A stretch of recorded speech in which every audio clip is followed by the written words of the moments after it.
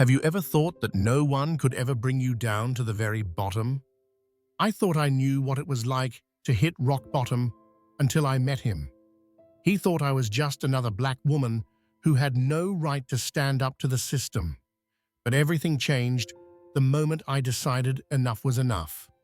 And what happened next became a real nightmare for him. But let's start from the beginning.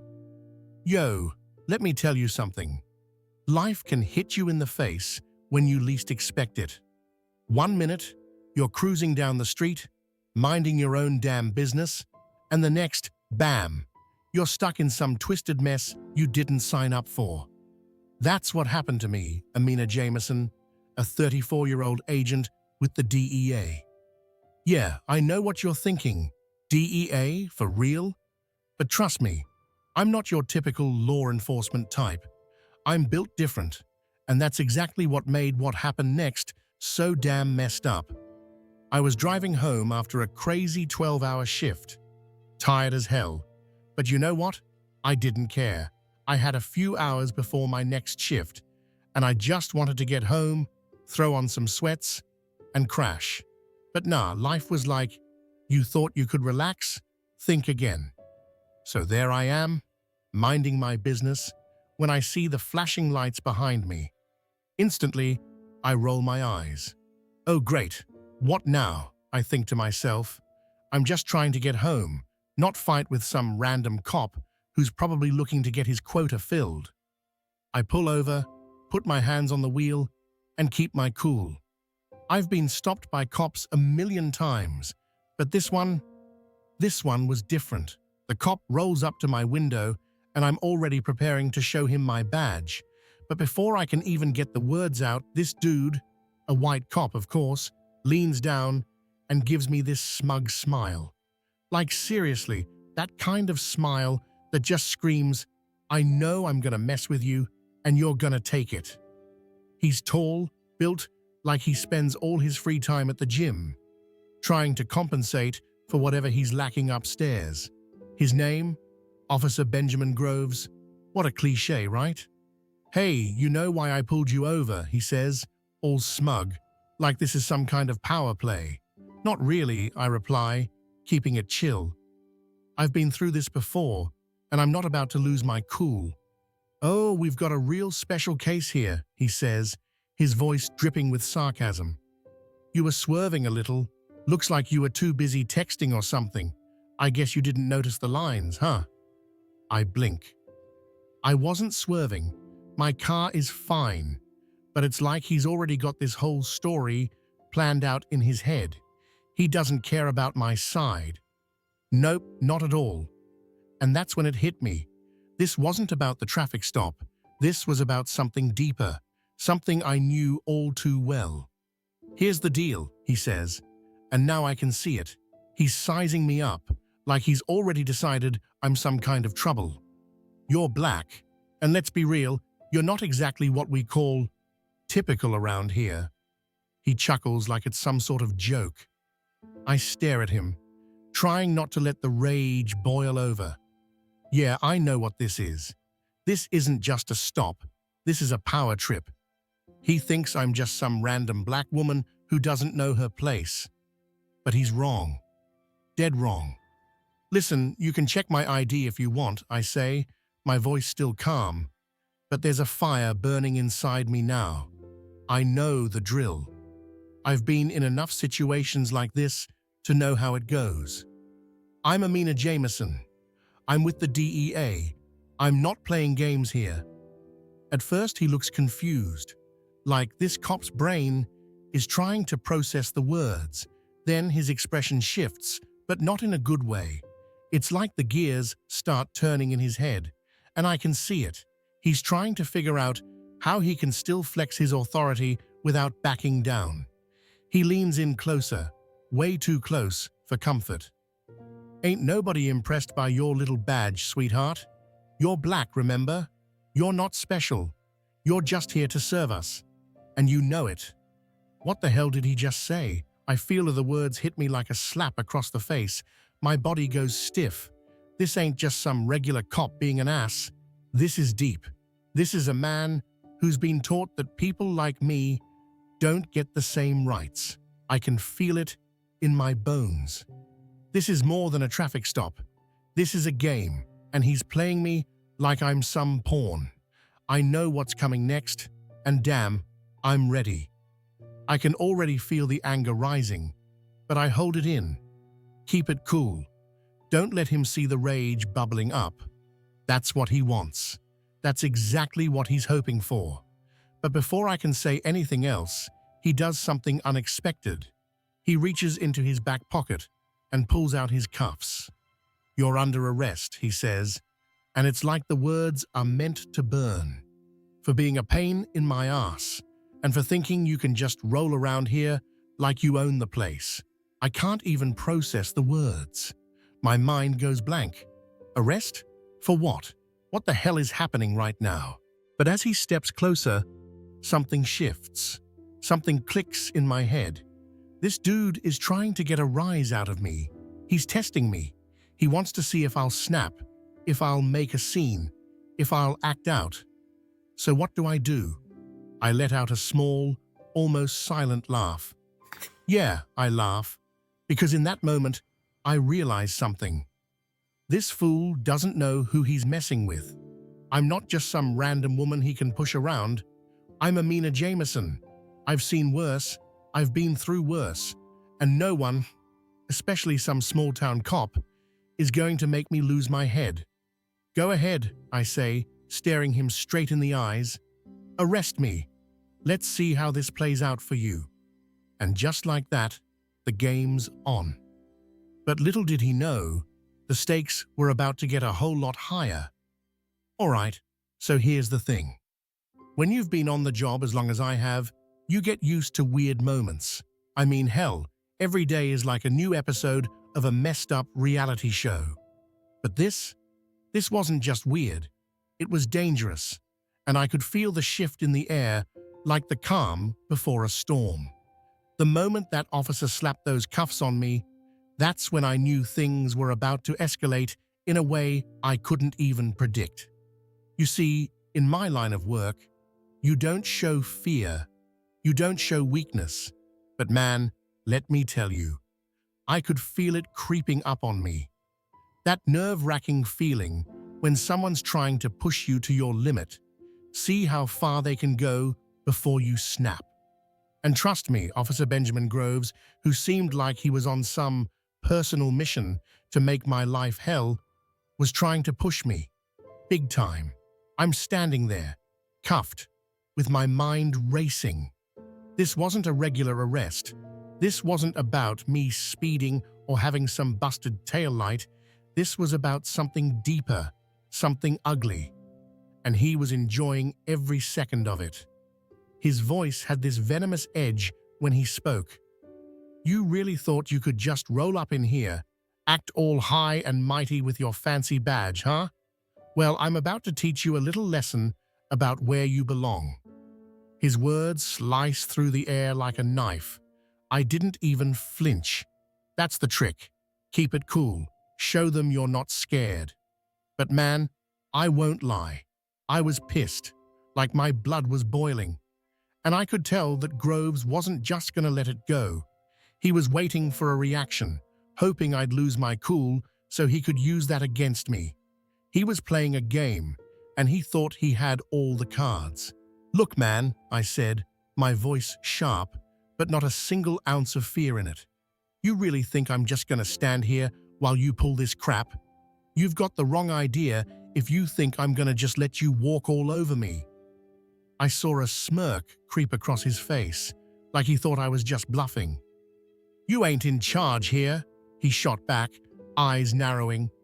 "You're just a woman, a black woman, trying to step into a world you don't belong in.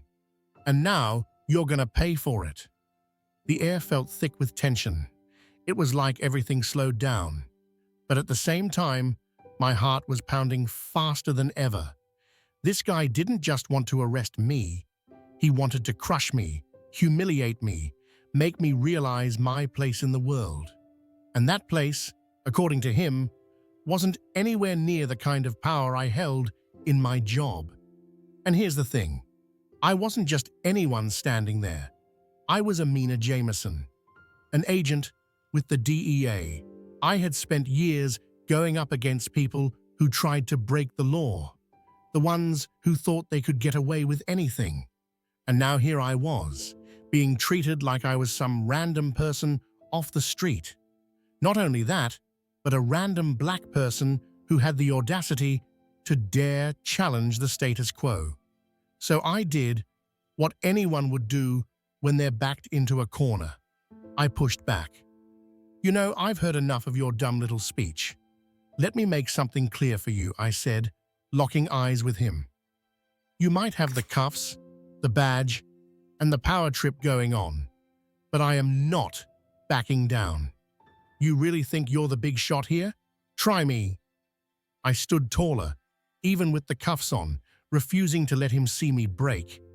Groves just stared at me, his face twisting with that stupid, overconfident smile. But then, something unexpected happened. Another officer, one of his partners, started looking uneasy.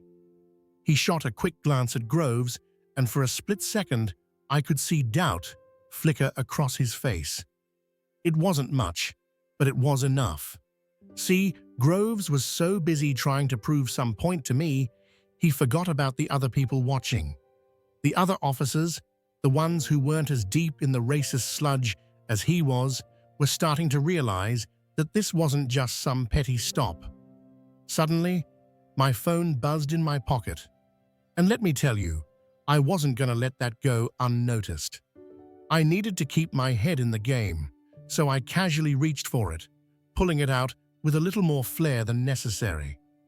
Noticing the shift in my focus, Groves scowled. "What's so important?" he snapped.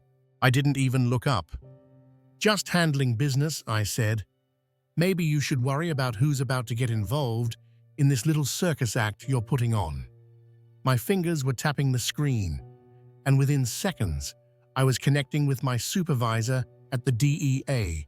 You know, the kind of person who doesn't take any crap from people who abuse their power. But Groves wasn't having it. He moved to grab my phone, and that's when I knew we were really about to go from bad to worse. His hand reached for it, but I jerked it away, holding it behind my back. His eyes widened. He wasn't expecting me to be this composed, this aware. "You really gonna mess with me like that?" he snarled. "You think you're above the law? You think your little badge means something here?" My jaw clenched. Of course he was gonna try something like this, but he wasn't getting away with it. I was done, playing by his rules. "Do yourself a favor," I said, my voice now cold, sharp. "You want me to back down? Not happening. I've been through worse than this, and you're about to find out who you're really messing with." Right then, I felt the shift. He was still playing his game, but now I was in control. His cocky grin started to falter, just a little bit, and that tiny bit of uncertainty was exactly what I needed to see. This wasn't just some random power struggle. This was a battle of wills, and I wasn't going to lose. But that's when I felt it, eyes on me. The looks from other drivers had shifted. Phones were coming out. The world was watching. And trust me, when people see something they know isn't right, they don't stay quiet. Not anymore. I wasn't just some random woman standing on the sidewalk anymore. I was the catalyst, the spark that was about to light up a fire no one could control. All right, now the real game was about to begin. Everything up until this point, that was just the warm-up. You know, the kind of situation where you're playing poker with your cards on the table, bluffing just enough to get the other guy sweating. But now it was time to flip the damn table and let them all see what happens when you push the wrong person too far. So there I was, standing there, still cuffed, and the tension was so thick you could cut it with a knife. Groves was still barking at me, clearly thinking he had all the power, but I could see the cracks starting to show. The dude was nervous, like really nervous. I wasn't sure if he was worried about what I was doing with my phone or if he was getting the sense that something bigger was happening here. Either way, he was starting to sweat. "Are you done yet?" I shot back, not bothering to hide the sarcasm.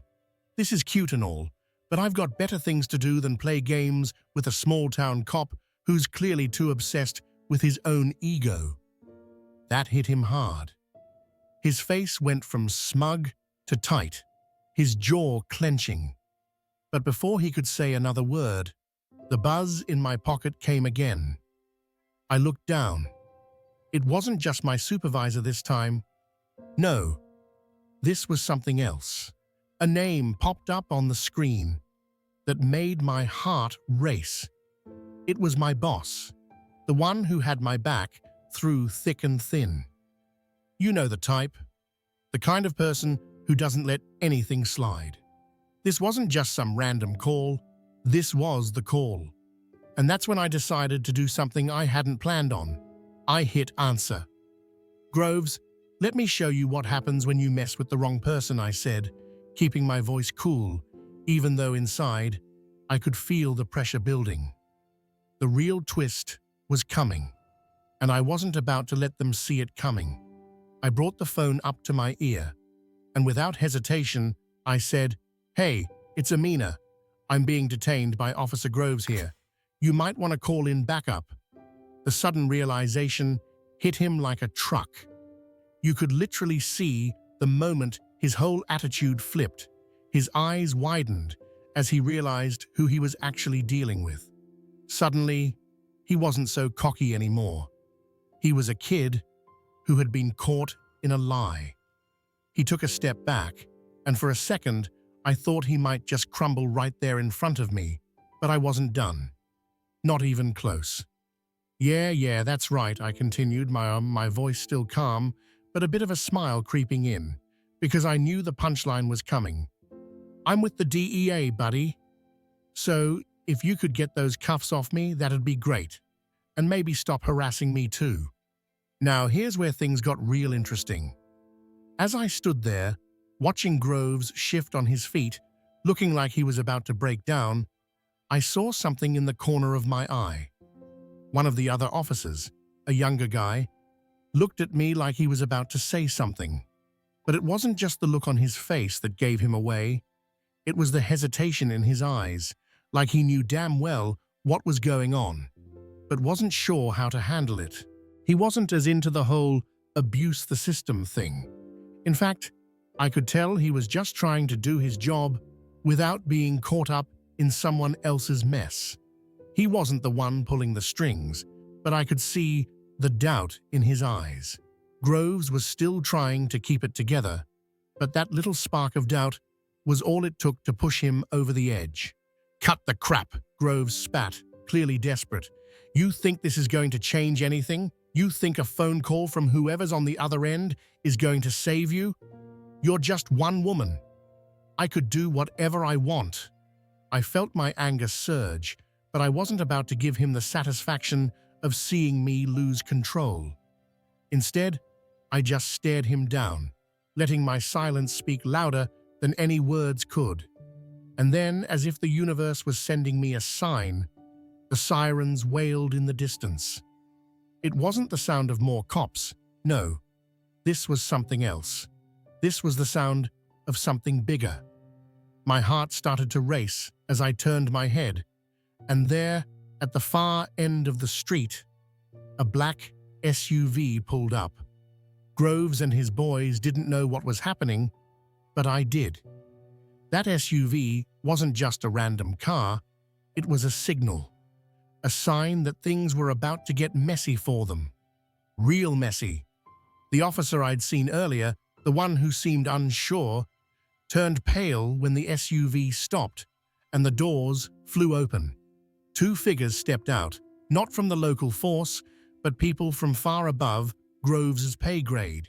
And they weren't here to chit-chat. "Officer Groves," one of the new arrivals called out, their voice sharp, commanding.